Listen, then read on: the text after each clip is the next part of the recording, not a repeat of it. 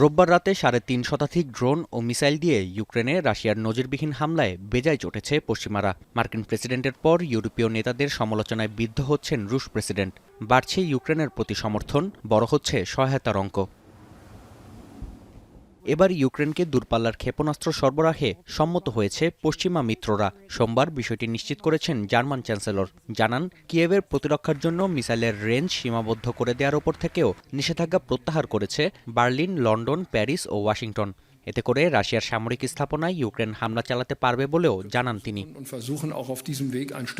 ইউক্রেনে ধ্বংসাত্মক হামলাই প্রমাণ করেছে রাশিয়া যুদ্ধবিরতির বিষয়ে আগ্রহী নয়। নর্ডিক অঞ্চলের নেতাদের সঙ্গে বৈঠক শেষে এমনটাই দাবি করেছেন ড্যানিশ প্রধানমন্ত্রী। এ সময় কিয়েভকে সমর্থন দেওয়ার বিষয়ে সম্মতি দিয়েছে সদস্য রাষ্ট্রগুলো।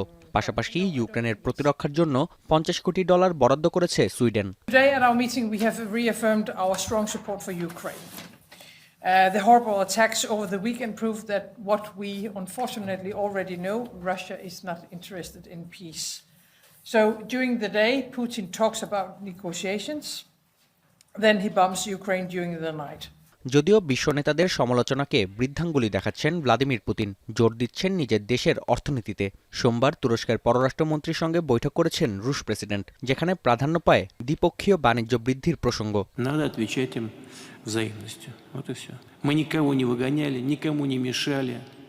Мы предоставляли максимально благоприятные.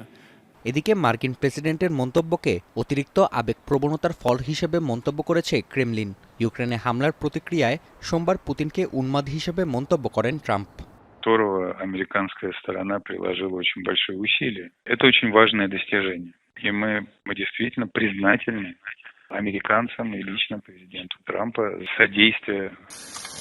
ইউক্রেনের সুমি অঞ্চলে দ্রুতগতিতে এগোচ্ছে রুশ সেনারা। ইতোমধ্যে দখল করা হয়েছে 4টি গ্রাম। অভিযানে বেশ কয়েকজন ইউক্রেনীয় নিহতের তথ্যও মিলেছে। নাফিয়া আরমান মনন, এখন বিশ্ব। শাইনি চুলে এখন হবে সব হেয়ারস্টাইল। সিল্কোর দ্বিগুণ শাইনি চুল প্রতিদিন।